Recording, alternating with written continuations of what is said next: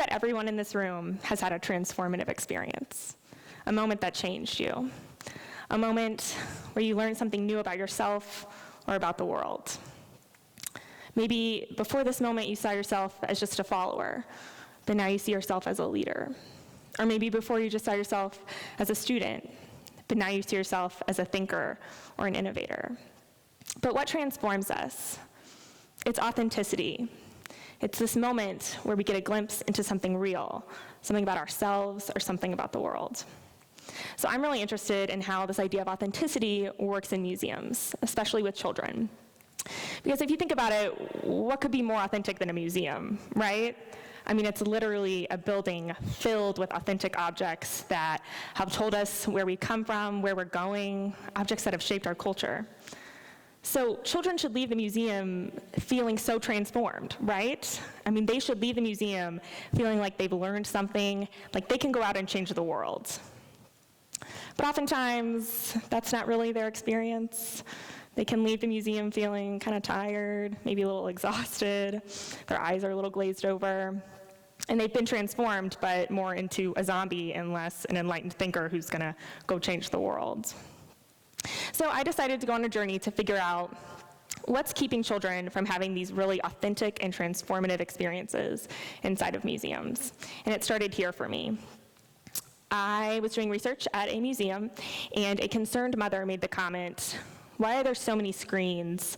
My kids can go home and look at screens." And what I think is really interesting about this question is that it kind of makes you think, well, why do we bring our kids to museums?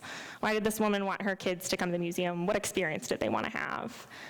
Because you could want to have a powerful experience with history or science or maybe art, but this mother felt that screens had somehow gotten in the way of that. So if authenticity is so central to the visitor's experience, we need to talk about ways to connect the children to these objects in a real way. Today, I'd like to share with you two concepts, tinkering and collaboration, that will increase the opportunity for these authentic and transformative experiences inside of museums. So tinkering is a concept that's been developed over the past couple years, but it's essentially this idea of taking an object or an idea and kind of playing around with it. It's a focus on processes and materials versus just an information download.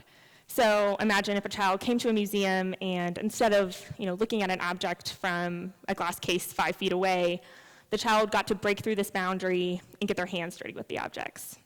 At the Tulsa Children's Museum, the museum takes concepts and objects from their museum and brings them into a creative space. And in this creative space, they allow children to use their hands to experience the objects. They actually set out old DVD players and pianos and computers and let children use screwdrivers to begin to peel back the layers on these objects. They got to get inside, peel back the levels of the metal layers, and begin to look at the processes and materials that go into creating these objects. The Denver Art Museum actually allows children to go through their exhibits and be inspired by the works of art, and then come into a creative space where they can take that inspiration and create their own version. And while the kids can take them home, they can also leave them up in the gallery. Imagine how transformative it would be for a child to go into the museum and say, "Hey, I painted this, and it's up on the wall with all of these incredible works of art." The beauty of this idea of tinkering is this focus on processes and materials as a way of connecting children to these objects. Because when we let children intimately explore these objects and ideas that are shaping their culture, not only do we let them figure out what's going on, but also begin to think critically about these objects, maybe new processes or new materials. When we let them tinker, we let them go into an experience that could ultimately transform them into innovators, creators, and thinkers. And while this idea of tinkering really lets us pass through this physical boundary between us and the objects, there's also this social boundary that can keep children from being able to interact with each other in the museum. But what if museums designed exhibits so that children were encouraged to interact with each other? What if children were encouraged to come together around an object or an idea and begin to collaborate? Collaboration fosters transformation within social interaction within this context of authenticity. Because when we encourage children to collaborate, we give them the opportunity to learn together, develop leadership skills, and teamwork. So a couple months ago, I was doing observations at a museum, and I decided to go in on a Saturday morning, which was kind of rare for me. And when I got there, I started observing this group of kids that had just walked in. They were there with their teacher. And come to find out, this group of kids was a Saturday school group of kids. So normally, they go to school on a Saturday because they either didn't make the attendance requirement or they're a little behind and they need to work on their homework. So normally, they sit in the cafeteria alone for a couple hours, work on things, and then go home. But their teacher that day decided to bring them to the museum. And so as they got there, they started kind of going through the exhibits and getting kind of excited. Their energy level was kind of going up. And towards the end of the day, a few of them made their way back to the back of the museum. And in the back of the museum, they have this huge tub of blocks. And these blocks are designed for children to be able to build their own play spaces. So they have all these different structures, and kids can just build their own playground. And so the kids started kind of pulling them out, kind of playing around with the blocks. And what was really interesting to watch was this younger girl. She was a little bit smaller and a little bit younger, and she was kind of hanging around the periphery at the beginning. She took a couple of blocks with her and was kind of playing around by herself.